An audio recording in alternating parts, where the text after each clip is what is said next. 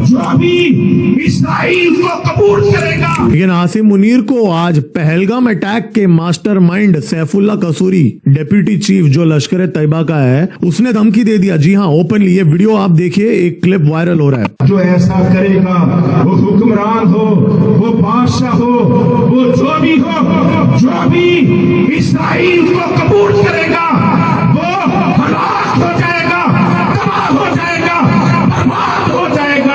America ने अपना जो ईरान के साथ डील का प्रपोजल है वो इजराइल को भेज दिया एंड ऑल दैट।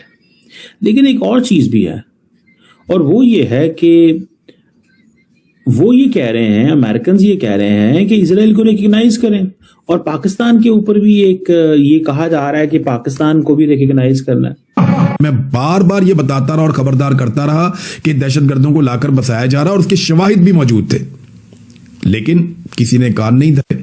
सिर्फ अपने सियासी फायदे के लिए दहशतगर्दों को ले आए, अब वो गले पड़ा हुआ है, मामला इनसे हल ही नहीं हो रहा। आज ही बलूचिस्तान के अंदर कराची से कोयटा जाने वाली गाड़ी पर नामालूम अफराद ने फायरिंग की, अंधाधुंध फायरिंग की, और उससे 4 अफराद जो हैं वो शहीद हो गए। आसिम मुनीर, शहबाज शरीफ, तो ये तो डायरेक्ट थ्रेट है आसिम मुनीर के लिए, और क्लियरली उसने साफ शब्दों में कहा है कि अगर पाकिस्तान इजराइल को रिकॉग्नाइज करता है तो उनको असैसिनेट कर दिया जाएगा, उनको डिस्ट्रॉय कर दिया जाएगा। ट्रम्प साहब कह रहे हैं कि इब्राहिमिक अकॉर्ड और ममालिक ज्वाइन करें तो तब मैं ईरान के साथ डील करूंगा, लेकिन कहा जा रहा है कि डील बिल्कुल तैयार पड़ी हुई है, लेकिन अमेरिका ने फैसला करना है कि कब डील करनी है और कब नहीं करनी। उनको भी कहो, ये खुदारा इस डिक्टेटरशिप में माफियाबाजी से बाज आके सेमी कंडक्टर पे तवज्जो दो। हम लाते हैं टॉक शोज और अनलिमिटेड एंटरटेनमेंट सिर्फ यूट्यूब पर। अगर आपने अभी तक हमारा चैनल सब्सक्राइब नहीं किया तो अभी सब्सक्राइब करें और बेल आइकॉन को क्लिक करके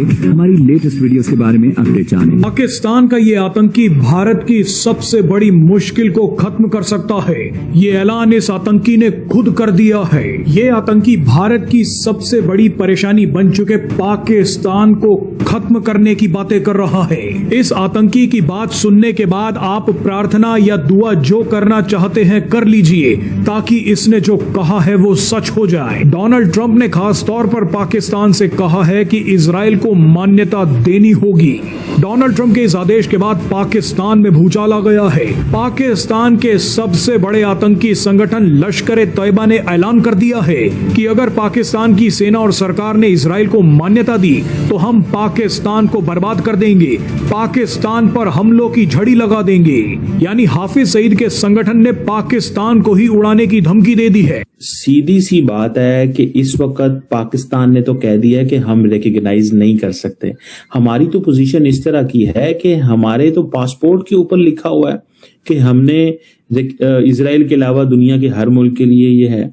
मैं समझता हूं ये जो ट्रंप साहब ने कोशिश की है कि इजराइल को रिकग्नाइज करवाया जाए, ये सिर्फ और सिर्फ कोशिश है इजराइल को खुश करने के लिए, इजराइल तक एक अपना ये पैगाम लेके जाने की कि भाई साहब हम देखो आपके लिए क्या कर रहे हैं। और इस बात का इजरायलियों को भी पता है। ये नहीं है कि ट्रंप एडमिनिस्ट्रेशन अगर ये कर रही है और वो समझते हैं कि यार ये जो हमारे ऊपर प्रेशर आना है, इजराइल का प्रेशर आना है या इजरायली लॉबी का प्रेशर आना है या जो बाकी इस वक्त जो चीजें हैं, तो मेरा ख्याल है कि ये सारी की सारी चीजें जो हैं वो they are in front of us. देखना तो ये है कि पाकिस्तान का मौकफ तो बड़ा क्लियर आ गया।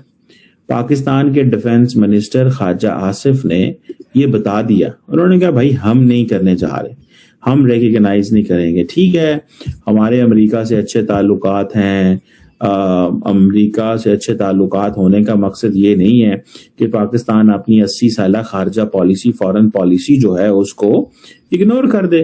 Pakistan is not going to ignore this. और पाकिस्तान की मैं आपको मजे की बात बताऊं, ये मैंने कल परसों भी कहीं इसी इंटरनेशनल मीडिया को इंटरव्यू दिया, ठीक है, और ये मैंने कहा कि किसी सूरत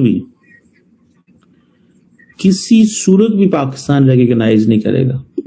और वो जो है अरब नेशंस, वो भी इस चीज को समझती हैं कि भाई अगर हमने अभी रिकग्नाइज कर लिया तो किस चीज पे रिकग्नाइज करेंगे।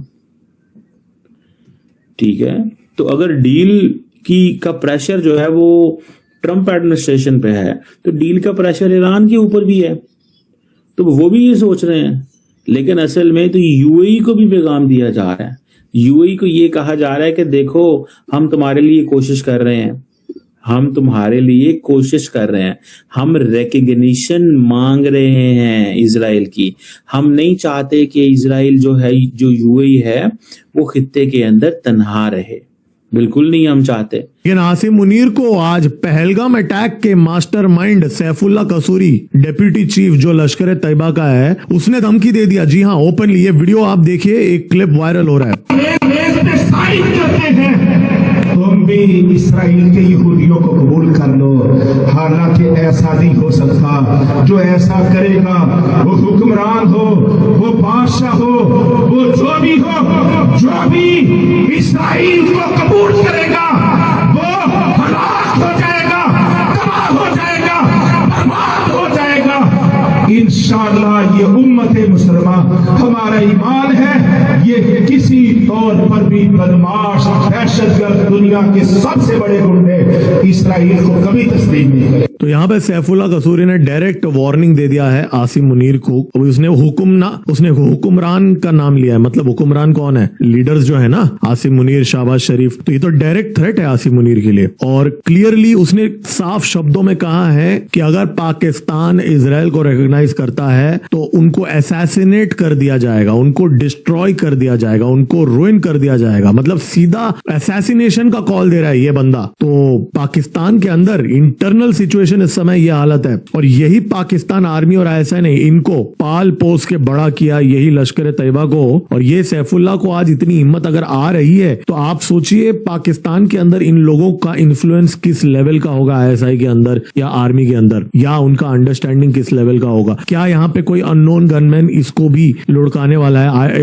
इस तरह हो सकता है ISI के अननोन गनमैन इसको आगे जाके लुढ़का दे, क्योंकि ये अब एस्टेब्लिशमेंट के खिलाफ बात करने लगा है। और अगर कोई धुरंधर है तो शायद उसको बस थोड़ा रिलैक्स करने की जरूरत है, ये तो अपने आप ही निपट जाएगा अगर ऐसी बातें अगर ये लगातार वहां करते रहेगा आसिम मुनीर के खिलाफ। तो दोस्तों पॉपकॉर्न ले लीजिए, और मजा तो तब आएगा जब ये कुछ एक्चुअली एग्जीक्यूट करेगा पाकिस्तान। नादरीन, डोनाल्ड ट्रंप ने मुसलमान मुल्कों को वार्निंग दी है और उन्होंने कहा जी अब्राहम अकॉर्ड पे आप नहीं आएंगे तो फिर मुआहदा भी नहीं होगा। यानी इस तरह का इसका मतलब, सादा मतलब ये है कि आपको इब्राहिम अकॉर्ड तस्लीम करना पड़ेगा।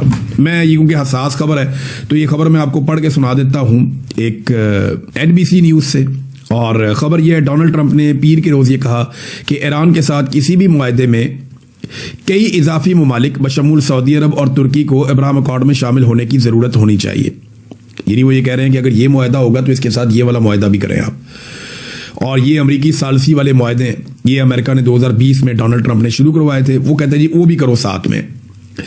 एक सोशल मीडिया पोस्ट में डोनाल्ड ट्रंप ने कहा कि मुज़ाकरात अच्छी तरह आगे बढ़ रहे हैं, लेकिन किसी भी मुमकिन मुआहदे को 2020 में पहले से दस्तखत शुदा मुआहदों में बढ़ती हुई शिरकत से मशरूत किया है। कि जो अब्राहम अकॉर्ड का मुआहदा है उसमें कुछ लोगों ने पहले से दस्तखत किए हुए हैं, उसमें मजीद लोग शिरकत करें तो फिर हम ईरान के साथ एक मुआहदा कर लेते हैं। यानी अब वो इसराइल को तस्लीम करने के मामले के ऊपर शर्त लगा रहा है डोनाल्ड ट्रंप के हम ईरान के साथ मुआहदा कर लेते हैं, अमन आ जाएगा, लेकिन आप इसराइल को तस्लीम करें।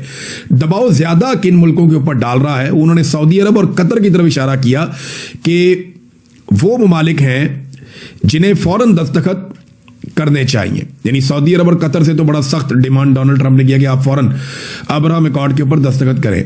इसके बाद पाकिस्तान, तुर्की, मिस्र और उर्दन, बहरीन और मुत्तहिदा अरब अमारात के उन्होंने नाम लिए, जबकि इनमें से मिस्र, उर्दन, बहरीन और UAE ये पहले ही जो तस्लीम करते हैं, हम सब जानते हैं कि वो पहले से ही 2020 में इस मुआहदे में शामिल हो चुके हैं। बल्कि इसके अंदर कुछ और ममालिक भी शामिल हो गए थे, जिनमें सूडान भी है, जिसके अंदर कजाकिस्तान भी है, जिसके अंदर एक मुल्क जो है वो मराकश भी है।